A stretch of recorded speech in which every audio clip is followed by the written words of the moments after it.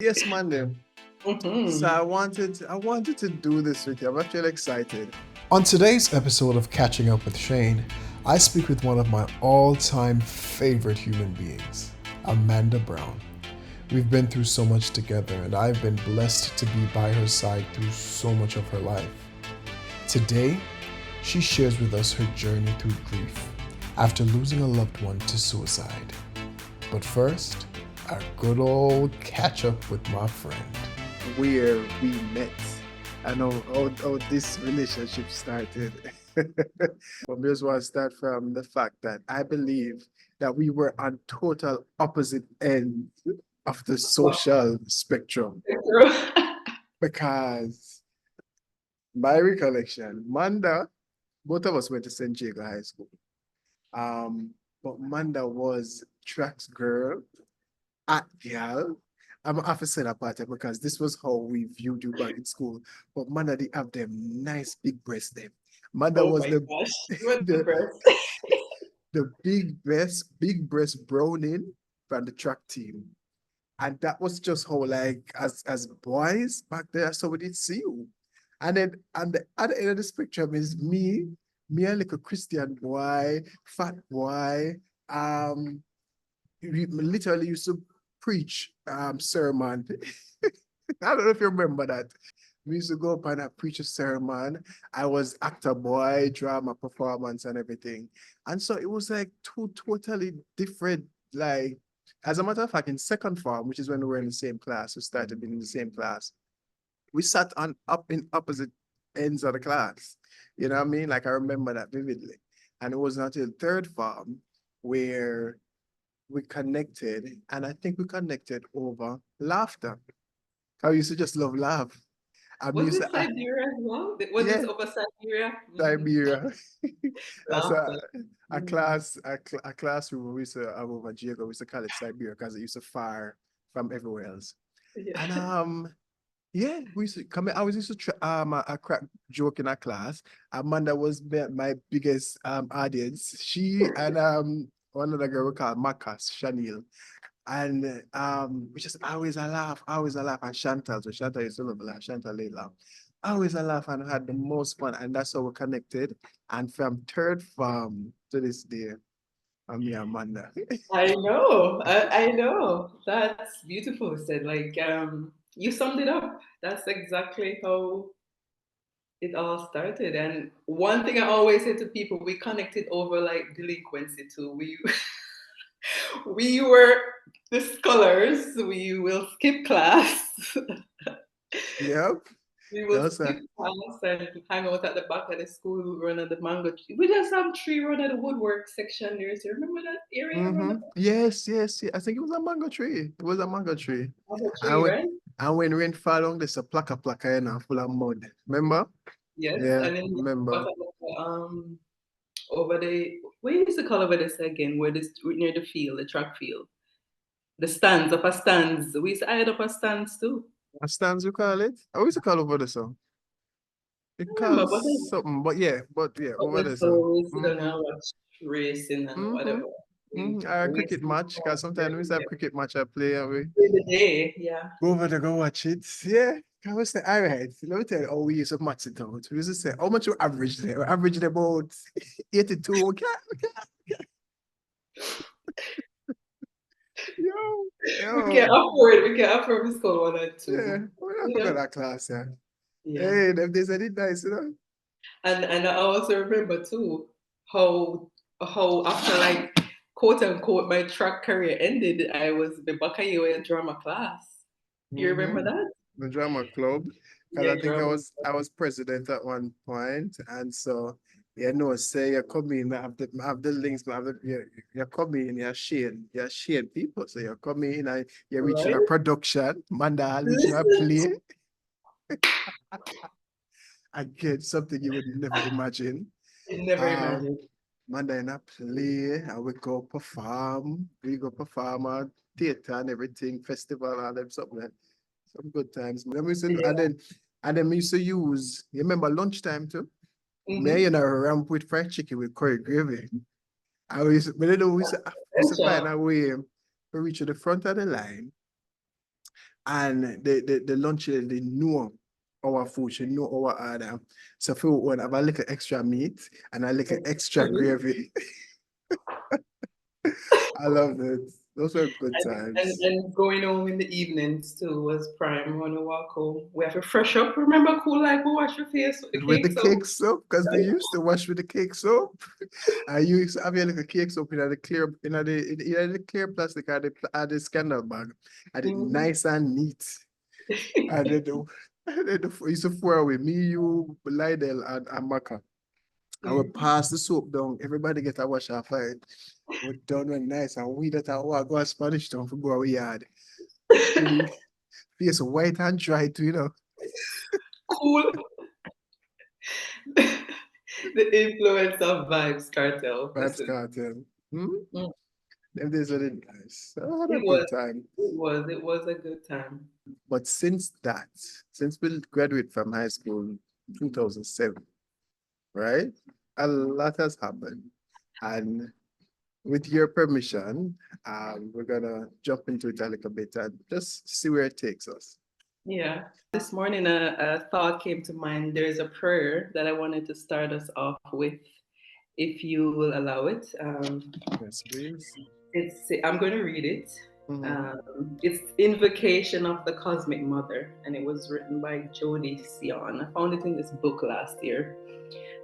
It says, "O great mother, divine feminine, birther of the cosmos, lover unto spirit, creatrix of all matter and queen of all worlds, within worlds, and those without. We call you to us in this hour. We are your children. Hear our call.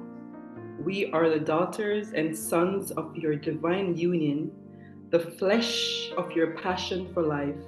You who lay with Spirit, our Father, in the beginning of time, you brought us forth from the blessed union of spirit and matter. We are your children, the sons and daughters of your flesh and your heart, and we remember your touch and the fragrance of your essence, and we long for you. Come to our hearts and gift us the remembering. Come to our minds and open our genius. Enlighten us with your presence. Draw back the veils that we might see, and hearken the doors to open, that beauty and ecstasy may live in our homes and hearts more fully. This is our hour of greatest need. We call you through fire and water, through earth and wind, through all that bears your name. We call all your lineages and all your names. Come unto us, come into us. So be it. Shame. Ashe. Nice. Mm, Yeah. And so with that, and from that space, from that energy of openness and surrender, mm. we just take a deep breath in, exhale. Ah, Yes. Holy Being Spirit, you're welcome here. being connected to breath and your breath and being conscious of it, as I know you know, is one of the most powerful and grounding things that you can do. Because within that realm of breath is spirit. You know what I mean? So when you connect to it, that's why you see all these different exercises where people say, breathe and do yoga. It's connecting to The essence of spirit. life, the breath of life, Spirit Exactly. moving in and through us. One of the first detours, let's call it that you had to experience in your life. As a youth, you were a track star. You were that was it for you. You know what I mean? That's true. That's Yeah. how I was introduced to you actually. As me say, Manda was a track girl. Like I vividly remember seeing you in training, just seeing you do that. And I was like, yeah, okay, cool. And I felt like you know, I was privy to one of the next superstars I as a know. as a track star. So what was that like? What happened and why? Why didn't it happen? Why didn't it happen? It's beyond me at this point. But I would say it's an injury, and also maybe I wasn't that fast Mm, as well. I after third form, I was injured, and then I realized the injury wasn't getting better, and then I was only making the relay team, and then after sitting in and out of seasons, I realized, okay, maybe it's time to not do this anymore. I somewhat lost passion for it because, as I said, the dream slowly started what age to. was that? So third form would have been, oh, old were we? Oh, 15, 14, 15? 14, 15, yeah. Yeah. And you remember clearly that was it like a decision you made, like a conversation you had with yourself and say, you know what? Or was it just over time the interest started going? Well, there were a few things, like for example, like I realized, like with my personality, being a track girl was some. There was a it was a little rough. Coaching was a little rough too. So sometimes they would like the coach would conk you or speak harshly to you. So it's a Mm, combination of multiple things. Some of the girls weren't so nice as well. So on top of that, I decided to. I basically quit. okay. I quit. Yeah. And then what was that journey now? So third form, you're pretty much in the middle of your school, your high school time. And it's like, all Mhm. right, you don't have that focusing on now. What now? Where did you go? What, you know? Yeah, that's when I started to dabble in the drama club, and I took up volleyball as well to kind of Right, keep me entertained. And then, yeah, we started to wash our face and go home after that. There was no track meetings to go to, right. right? So just, yeah, Did you ever like, or do you ever miss it, or just sit and imagine what it could have been like? I do. Yeah, I do think about it. As I said, like I was really good in my primary school days. Like I got champion girl, hence why I got discovered. Like three schools wanted me, like Veer, Mm, Jago, and what's the other one? Wormwood at the time. So it had this big dream, right? And you see yourself going places, yada yada yada. And then when it came to a point where you realize that that's not going right, to happen, and but yeah, that's why I would still, when I watch like these stars, I still get the chills, and you can relate so much to that feeling of what being a winner is, and mm, having accomplished this, the training that's behind it and everything. So at this point, I can say what would have happened. It would have been nice to right, see that fulfilled, but maybe the talent. I keep saying sometimes to myself, maybe the talent was what helped me to coming from. I'm a country girl, and my gift that God blessed me with, or the talent of speed, it brought me to Spanish Town, St. Jake, one of the best high schools there, and maybe that was a segue into right. finding me, or yeah, Because I think at this point in our lives, we have come to understand and believe that everything is for a reason.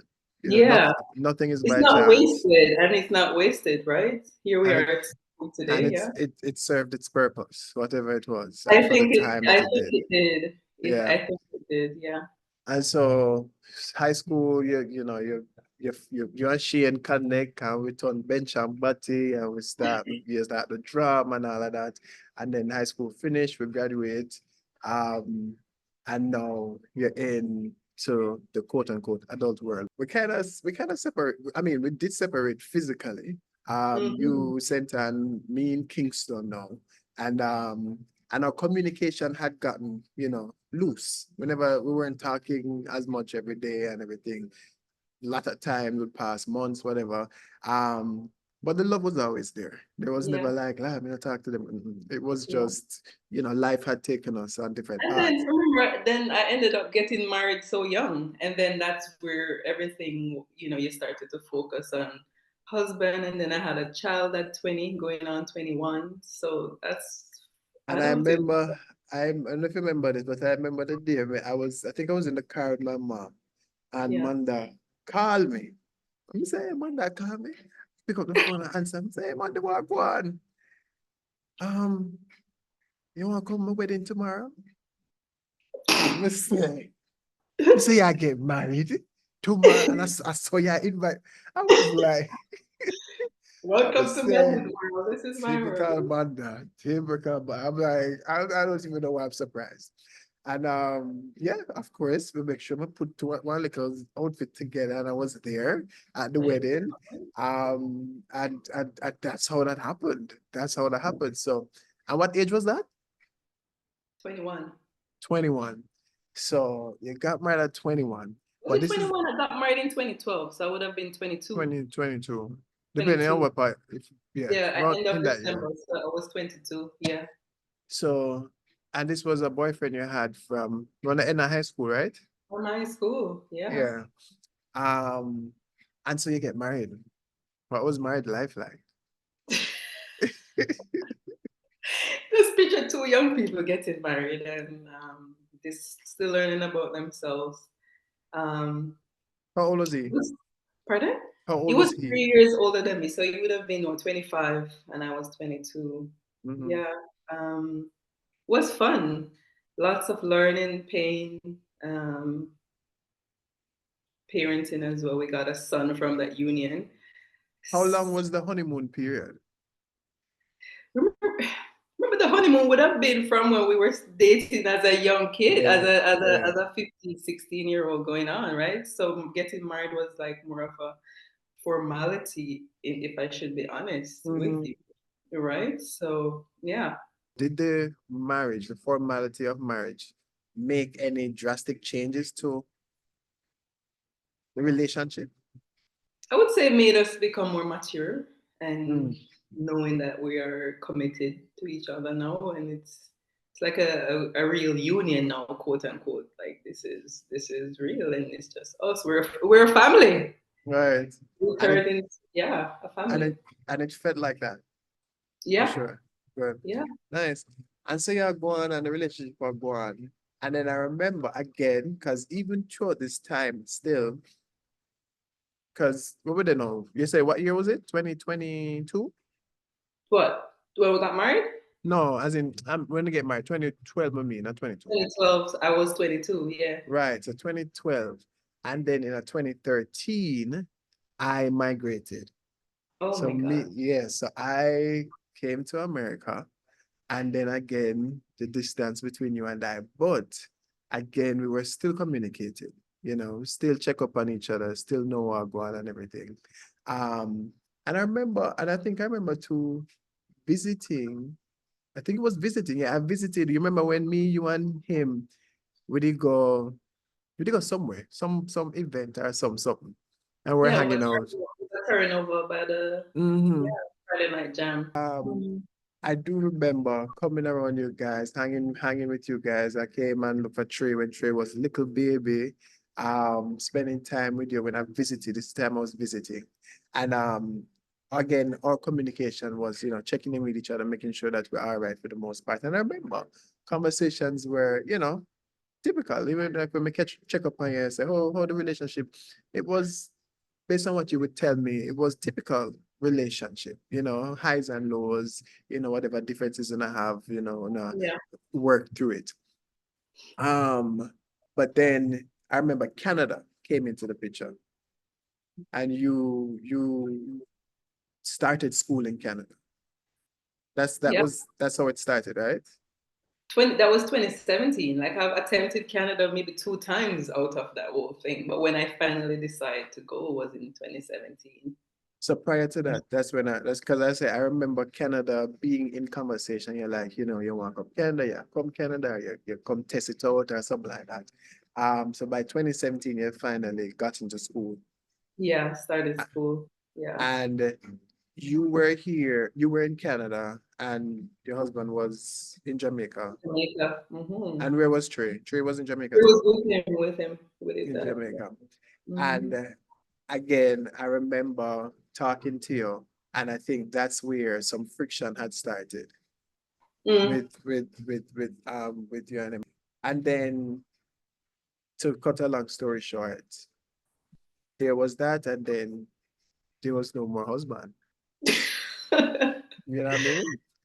He was there and then he wasn't there. I remember getting the call from me. I was working at TGI Fridays. You know, that's how I remember things, by the way. I remember But where I like what was. you were doing at the time? Mm-hmm. Yep. Just like I remember, say I was with my mother when they called me for the wedding.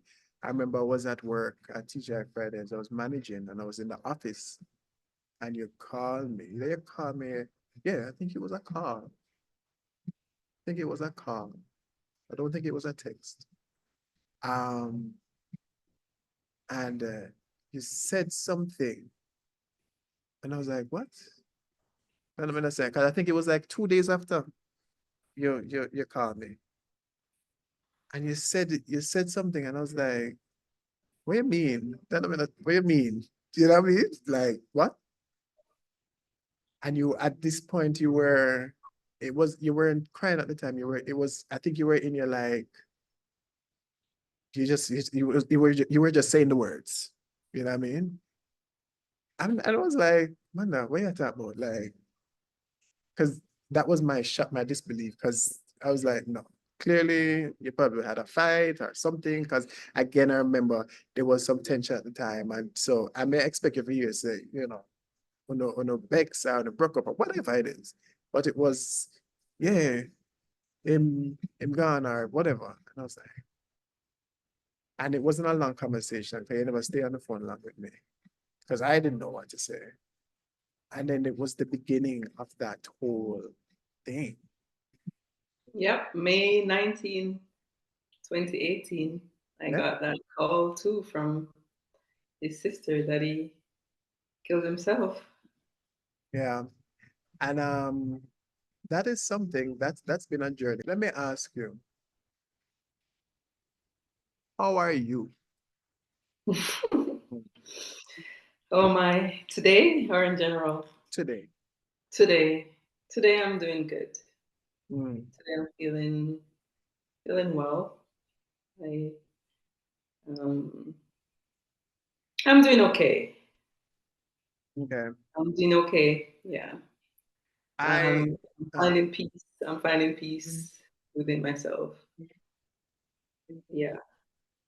so 6 years. How do you get to being okay? What was what are some of the memories of the process? If you were to like talk about the process of the journey, how do you get to this point now where you're Ah, sitting and you can smile and because I have so many memories of so many different things like you know what I mean that you've been through. How would you how would you attempt to articulate getting to the point of being okay now? Mm, hmm. First would have been there was a point when after everything had happened, I kept on working because I was mm, still in the process of getting my stuff started out here in Canada. Right. So I was in shock. Right. So I always said there was someone else guiding me through that process because my physical body was there, but I wasn't really there. Really. I keep this is how I express myself with how I was at that time. I felt like I was like the right through, but I would have a normal face, but underneath it, and I was just living like, mm, like in total like disbelief. But anyways, fast forward to a couple months after that, I got to a point where work, I was like, oh, can I like I remember sitting at my desk at work and I felt like an actual crack in my heart. Like I felt like I was having like a heart attack. And I was like, I'm too young. mm, And and then further on in the day, calmed down, and then I think my boss had said something to me at that time, and that was a day when I kind of snapped at him was so out of character for me. And I went home that day and I felt so terrible because, I was somewhat embarrassed by my actions and everything. And I decided this was it. This was going to be, I'm not going back there. Basically, I had a plan that day to, if things doesn't change, I had a plan to I plan to die. Mm. The plan was to go off in the train. That was my plan. But before I do so, I wanted to apologize. I wanted to apologize to my boss. So I sent him an email that night and let him know how sorry I was. And um, but I was like, before I die or before I go, I just wanted to say XYZ. And I guess that triggered something. And then the next morning, I didn't show up to work. I did not show up to work, and I guess this triggered my coworker at the time for her identity. I won't say her name, but if this ever should reach her, she knows who she is. I remember hearing like my window banging that morning, like bang bang bang bang. No one was I was not answering, and they would go all around the house, and I wasn't because I was just sitting there just waiting to die. It's like I'm about to sit on this couch and rock to death at this point, Mm. right? But there was a point now where the banging was getting too much. And she's like, Amanda, I know you're in there. And I decided to open the door. And she said, if you hadn't opened, she had a rock ready to like bust my window. She's like, I was about to, we were coming in. And they came in and I was in like not a good space or place. And anyways, they brought me to the hospital. I'm not sure if I've ever even said this to you. They brought me to the hospital and I basically got checked into the psychiatric ward. And I I was on the phone with you when you were in the psychiatric ward, but that's not the story I recall of you going there. Wasn't there a train thing as well? so the plan was to go kill myself on the train. So Oh, but you. I didn't. I guess after Oh. sending, well, I don't know what happened, but I feel like I fell asleep. After sending that email, I guess I fell asleep. Mm. I felt right. The plan was after I send the email, I'm gonna walk down to where I was living because there's a train station down there, and I'm gonna go there after 12 when there's not a lot of people, and I'm gonna go. But I don't know what happened from that moment to in the morning when I hear them banging on my door. Oh. Okay. Yeah, I think I. maybe I passed. I was probably drinking wine or something. Uh-huh. I think I passed out that night, and then the banging woke me up. So, and I would say that's where help, it was like an olive branch was reached out to me when someone showed up because I felt she Yeah. showed up for me, Yeah. and she's like, she said to me, it was good that you basically she said you tell on yourself that I Yeah. told on myself that this is Mm-hmm. and I And got checked in there. Yeah, it's I must say everything is divine because even in the midst and the depths of that dark time, God is still present. I know. Like if she had not, I swear to God, it was almost like if she had not shown, it was like the last testament of human care or love Mm-hmm. that somebody sees or somebody came to my rescue. If Mm-hmm. she hadn't come, I swear to God, you would not be speaking to Amanda today. In this time and in this season of your life, I'm imagining that it just felt like total darkness It was, around you. yeah. And one of the things that, even myself in the capacity as a friend, as somebody that loved you, I did my best as far as I was. I would always try to reach out to you and be there with you and for you. Um, but then there is so much that anyone can do. You know what I mean? And I had to, I felt helpless at times. And I felt like, wow, I don't know what to do. I like, you know what I mean? But say Shane did it and Shane loved did it. Um, but when you are wrapped up in that darkness and the darkness is so heavy and stifling, and it's something that you used to share with me from time to time, it's almost like unless somebody can physically come and beat down your door or sometimes just creep you up, it's like Yeah, she scraped me up.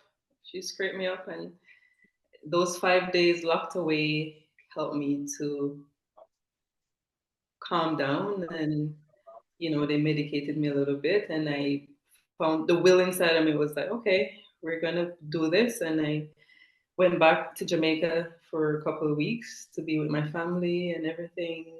And that's when I decided to like give my life to Christ. Because when it all happened, I always give this illustration to where I felt so naked.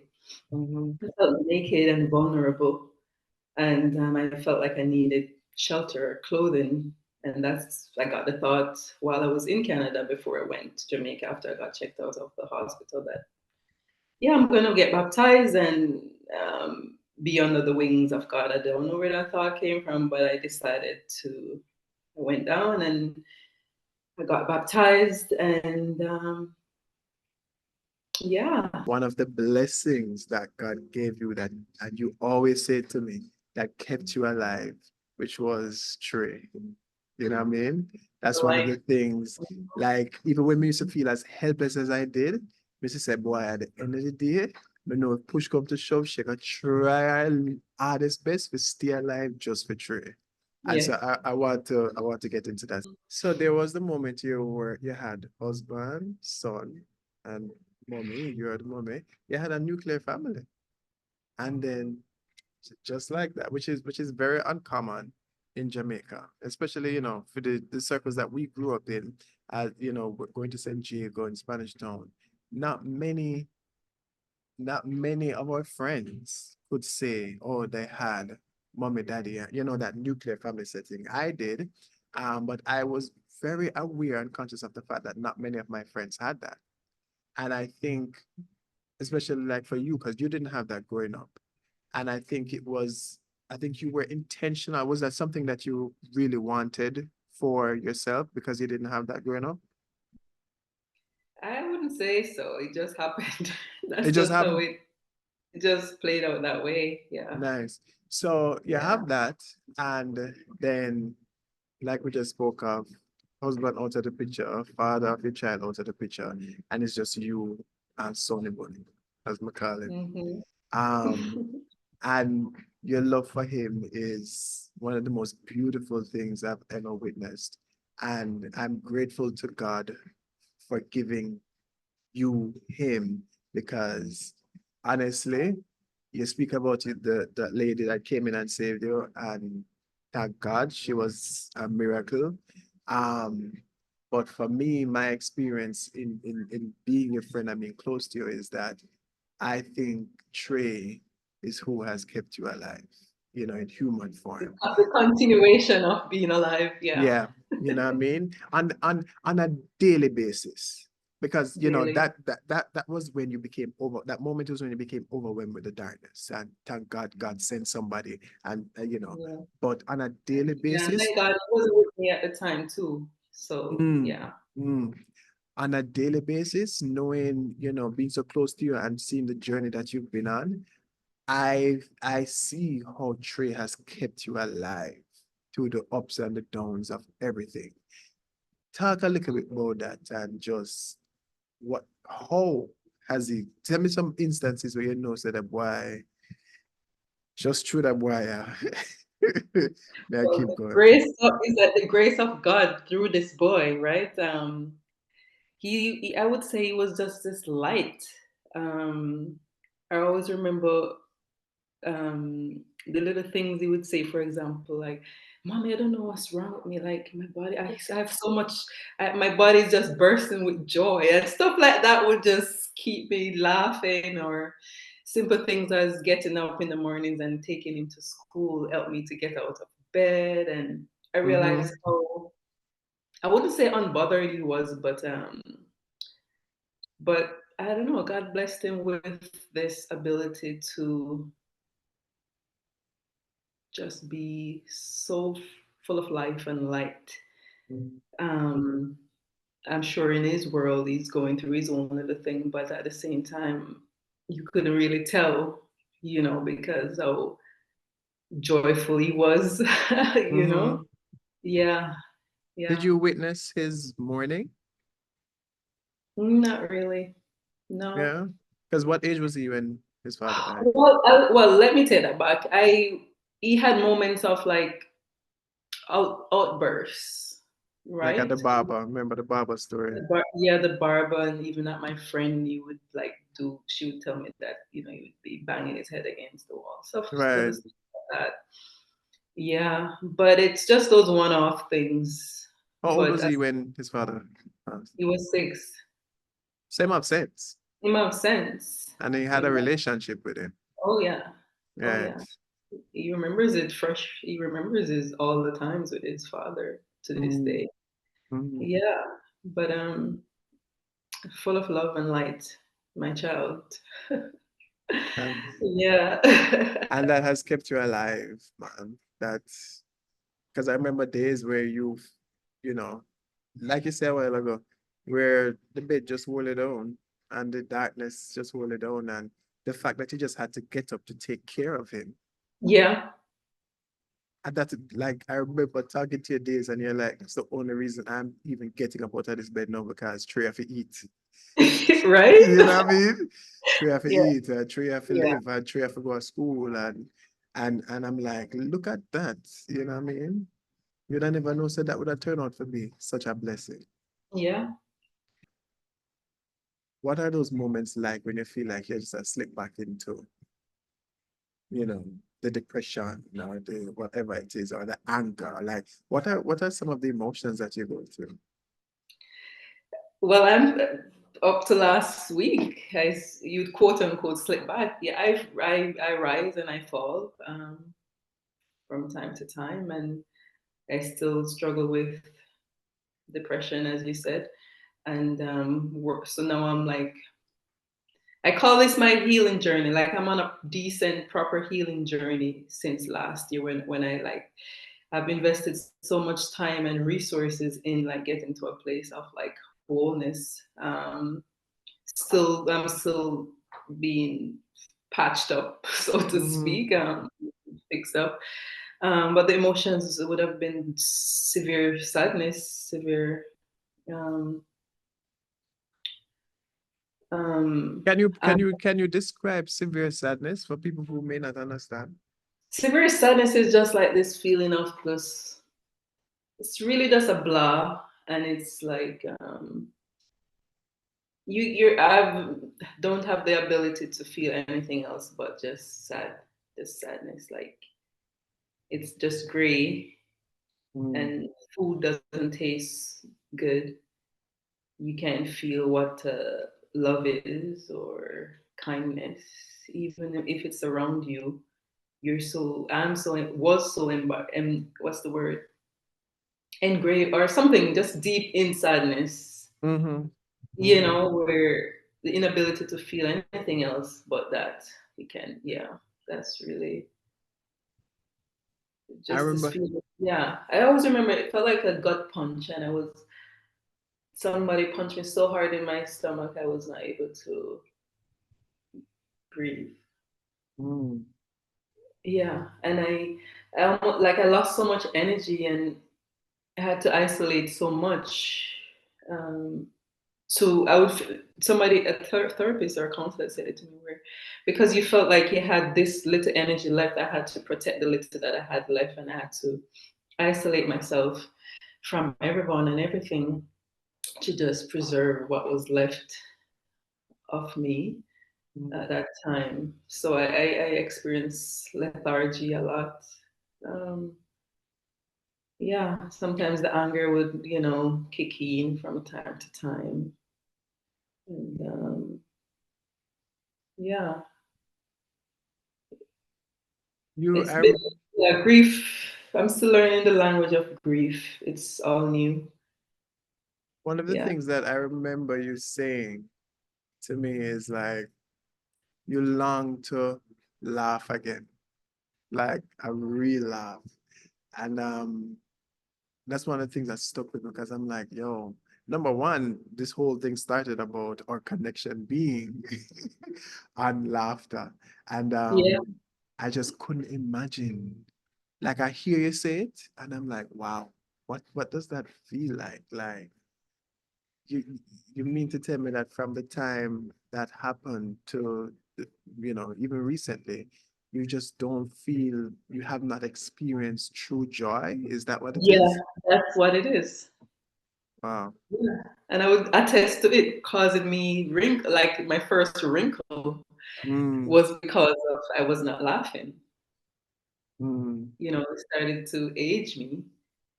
Um, but yeah, Christianity has helped a lot too in terms of like ministers of the gospel of songs. They sing songs, and there was this song from Maverick City that I used to love, or was it? It was called like "Get Up, Get Up, Get Up, Get Up Out of That Grave Clothes." Like I felt like I mm, was like almost buried alive. So I would mm. use songs like that to kind of like, or those songs minister to my spirit. To get up, child. You're not dead yet. And yeah, and the people that have stuck with me and been with me, and the new people that has come in my life who's been adding laughter, and laughter is such a wonderful medicine. And one of my prayers this year was like to embody real laughter and real joy, and for those type of people to be in my life. And I met someone recently, and he's so funny. So that's like an answered prayer, being able to Right. just laugh at myself, not take things so seriously, and just like even with the sadness, you just like let's laugh through it, or laugh through the tears. Even now I feel that feeling coming up, but it's like laughter. Yeah. So, to piggyback off that, what is it that Amanda, I was to ask you, what is it that Amanda wants? If you were to say and put into words, what is it that Amanda envisions or wants? And not envision, but what would you say you want for your life moving forward? Articulate that. Ha, that's a big one, Shay. Like those Yeah, but words. just think about it and articulate. What would you? Mm. The first thing that comes to mind is peace and tranquility. Mm, Um, yeah, I realize I want nothing more than just to have peace around me, and just no chaos at all. um, I want joy. I want to be of service to the divine, um, and to just be a decent, kind human being, and to the people that I have in my life, and to just be here and now and be in the present moment as much as possible. Yeah. nice. And being intentional about that. And the reason why I asked you that is Yeah. because in articulating that, Amanda, you are dismantling the crippling fear around wanting what you want. And being, you know what I mean? Because a lot of times we say, you want something, but not even if I can get that, but when you articulate it, you dismantle whatever fear has been holding you, and I say, yo, that's what I want. I want peace, I want tranquility. And then you can start being intentional about going towards it and getting it. You know what I mean? Um, Yeah. I think in your life, a lot has happened to you, but you are now at the point in your life where you're changing things and you're doing things with your life. You know what I mean? You're taking everything that has happened to you and you're now, yeah, you're moving at the steering wheel with God. You are sprinting at the steering wheel. You're no longer just, you know, getting smacked around by life. You're like, no, I Mm. want peace. I want tranquility. I want joy, and the darkness still there. You know what I mean? Course, they It's come for still me all the there. time. It's always coming for me, but the light is so much stronger. I remember last year there was a time there was a time when I felt like somebody came and just they threw this big blanket over me, and I wasn't able to lift it off for 2 weeks. And underneath that blanket for 2 weeks, it's like it was just me and God. And it was like, God, if you're real, then you have to. At this point, me, physical Amanda, was not able to Yeah. do anything. Mm-hmm. There was no prayer, no meditation, no stretching, no nothing that could save me. And when I came out of that, I would call it the dark night of the soul. When I Mm. came out of that, I was like, the light in me is so much bigger. And And that's when I powerful. realized, so, you know, like, that's when I realized, you know what, no matter what's come my way, the different waves of emotion that seeks to like devour me or whatnot, I'm like, my God, bigger than anything. Yeah.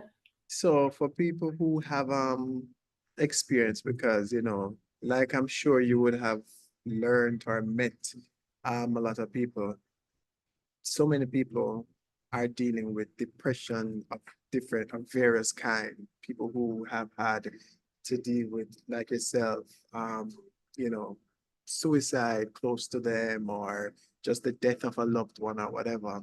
Um, Having gone through and going through it, is there anything that you would say to them?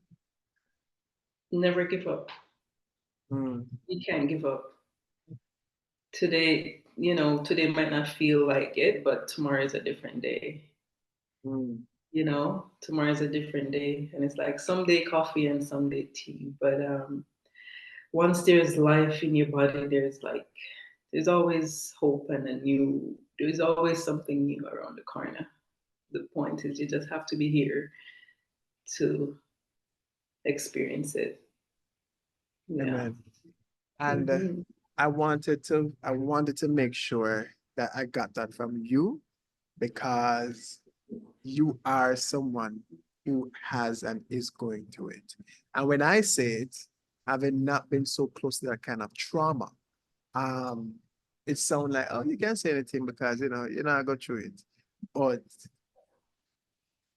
it like it not get much darker than what Amanda has gone through. You know what I mean? And I've witnessed and seen it and been there first. And we can talk about the time that you and I lived together. You know what I mean? And that's what I'm saying. Like, there's so many layers to this story that Yeah. when she writes her book and you guys buy it, you would get the nitty-gritty details of it.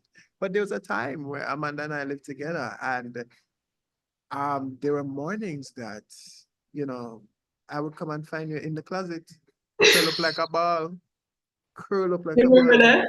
Mm-hmm. Curl up like a ball, just in the closet, she closed the closet door. 'Cause we had it was a decent like size closet, and so big enough that she could go in there and lie down. And just in the darkness, man, know that they in there for hours. Sometimes you're ball, sometimes you're not ball, sometimes you just wanted to be close away from the world. Um, and that was all a part of the process, part of the journey that Yeah. gets you to where you are now. Yeah, you were very instrumental in that time too, you know. So thank you. So grateful for you Mhm. sharing space and holding space and just being you. And one of the best things about it, absolutely. And one of the best things about it that I felt good about was that, because one of the things too for people like me, because one thing I learned is the ricochets of grief. The ricochets of grief is real. The person who has to be beside the person who is going through grief goes through a lot themselves. And a lot of people don't, want to talk about it because, oh, it's not you. You're not the one going through it. But when you love someone that's going through grief and you feel helpless, it's a awful feeling. And I felt really good at the time where you were with me, because I felt like, all right, I was I was able to help her in a way that we could have, say traded all right. And you could have take the moment to go through what you had to go through. Because all of that is a part of the process, the healing process. You needed to go through that. And so for the little moments where, you needed to be in that zone, and say Trey, me and Trey go there. I remember that I take Trey go barber, we go barber, we just go spend like a time together and just give you a moment, what I mean, where you didn't have to mother, because mothering is also, as much as it kept you alive, it's also a humongous task to balance with grieving. Hmm. That's a whole other podcast we could get into. Just having to do the responsibility of mothering while grieving. And so I really felt good that, you know what, I could, in a little bit, just take the load there for a little bit and say, come, boy, come, we go to this or go to something, whatever. And just leave Manda for just have our moments. Yeah. Because things like that necessary. You know what I mean? It's been a journey, Manda. It's been a journey, and it Yeah. continues to be. And it continues to be a journey. It Yeah. continues to be. But like you said, every no 2 days are the same. No, it's not. And so, in the darkest of moments, when the blanket was over your head and you felt like God, you have to go prove yourself now in a cause. Me Me done. can't do it. Can't do it. Because no, not in my strength. Yeah. Nothing is strength. And the next day or sometime the next week, there was a little people light.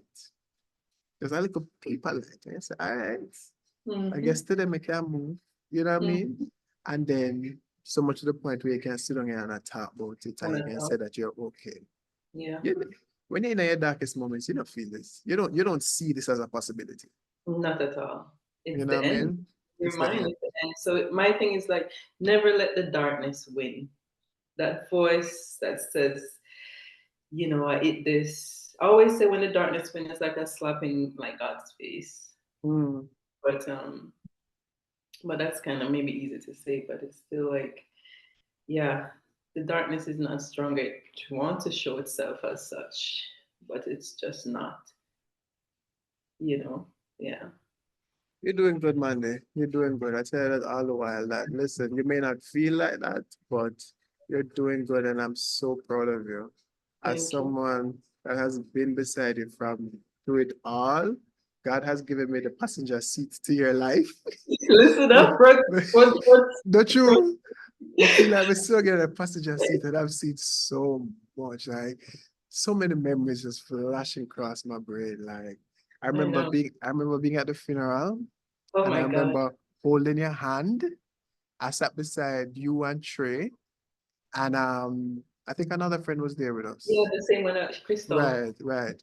And so before we sit down there, and I sat and I remember you just going through the range of emotions, and I just held your hand, and I remember what that feeling was like. You know what I mean? Just so many memories, so many Hmm. memories. Yeah. And again, I remember being on the phone with you when you were in the psychiatric ward. Um, and the medication that they had you on, and not to mention the hospital bill will come after that. Like the reason why I want to mention these things is because this is real life. This is So happening. this Yeah. is what was This has happening in the happened. midst of trying to save your life and try to stay alive. Yeah, get big old bill from them. They might call, so they need to pay money, and you're like, can I just breathe? Can I just Let me breathe here. I'm telling you, like the system don't really, I don't know. That's a whole other conversation around how the system, even while being in there, if it wasn't like, even before giving my life to Christ, for example, there was still God in there because they don't really do anything really. No one talks to you, say anything. So if it wasn't like that strengthening you to like, you know what, I need to pick myself up out of here so I can check myself out and go Mhm, help myself mhm, really. mhm, Right? Or then you'll be drugged up for maybe however long. mhm. Right. And So yeah. yeah, so that was the purpose of this catching up. I wanted to do this catch up to, you know, just break the ice of telling the Yeah. story, because this is not the entire story. There's so much more to it. But I Yeah. do believe that people who see this can either reach out to you, you know, because one of the things that you have shared with me is that you want to do good or help others. Um, and who probably have been through stuff like this or going through stuff like this. You want your service to humanity to Yeah. come out of this experience. And so I just said, let's start. And that's what Yes. this was. It's a start. Yeah. And another thing that came to me this morning too was like the journey of 1,000 miles begin with that single step. Not my quote, but whoever said Yeah, it. But yeah, yeah. here we are. And This here we are. this is where I'm actually first verbalizing this in like so many words or in one great conversation. Not being able to, and not like bursting in tears is a testament as well. Yeah. To the So, power of light. Ashe. How you feel? Feel good. I feel so honored to be able to speak with you and you listening. And as you said, just starting this whole thing. This is the beginning of God knows what. Yeah. Yeah. I definitely want to I want to see a book from you. I'm challenging you on this platform, putting you on the spot. I'd love to I would read a book from you. Because there are just so many. And you know why, Tamanda? Because I really think that it is important for people who have gone through and are going through what you're going through in various ways to kind of see it firsthand how you get to this point. And you're not even talking like, oh, I'm good now, I'm great, I'm not. No, you're being real about it. Like, listen, I still struggle. I might tomorrow, we might call you and you say, Shayne. Today's not the day. You know what I mean? So, and that's the reality of it. And I just think that the fact that you have a light that's beginning to come up out of you now, it's important to say, hey, people, the light can actually come. You know what I mean? And so let me show you a little bit of my journey and how I've been doing it. You know what I mean? So it's gonna happen, and we set the intention. And once we set the intention, we start moving, taking action. Yeah. I think I missed one of the questions. This is coming up back to me now where where you asked about the process and everything. The many beings, the many beautiful beings who were there that God placed in different stages of the journey to, whether it be a helping hand, whether it be resources, whether it be a word of encouragement, whether it be prayer, and whether it providing a home, a house for my son and I to rest. We were never without shelter and clothing. So I'm grateful for the wonderful being that has shown the love of God, being a vessel for God and being used by God to bless my life, has been instrumental to where I am right now. And so much gratitude for everyone. Yeah. And when you do the book now, you can go into details of all the stories, you know what I mean? Right? Yeah. Again, so many different, like I'm remembering so many different, throughout this journey, throughout this 6 years or whatever. There's a time when you went back to Jamaica, and then you came back to Canada, and there was a time when you were living in LA, like all these different pockets of times. And I was in Florida. Oh yes, you were in Florida, you know what I mean? So it's like the journey continues. It does continue. And we have figure out life and we have do it. Yeah, we are. So we keep the faith, And I'm particularly. It's right here, remember? It's right here. Faith. Yes. Yeah. I'm happy for you, Mandy. I'm happy for you. I'm proud of you. And we're just gonna keep going because we have to go this life. We'll figure it out. The out. fact that we have breath in our body, that same breath that we started with, it means something's supposed to do. Something's supposed to do. You know what I mean? Yeah. Something's supposed to do. We're doing it. And we are doing it. We're doing it. My mission is to just live in truth, live in love, and just live in light. Always passion. Love you, Mandy. Love you so much. Love you. And we keep doing this thing called life to the best of our ability. Yes. Love and light, my friend. Love and light. Let's close with the breath. Okay. Yes, you lead with you. You're not doing anything the other day. So let's do a quick inhale in and out and just thank God for everything. So inhale in. Let it all go. I Yes. love it. Oh, Mandy. Thank you, Shayne. Thank you, Mandy. Thank you for sharing. Thank you for being present. All Thank you. right. Love you. Love you.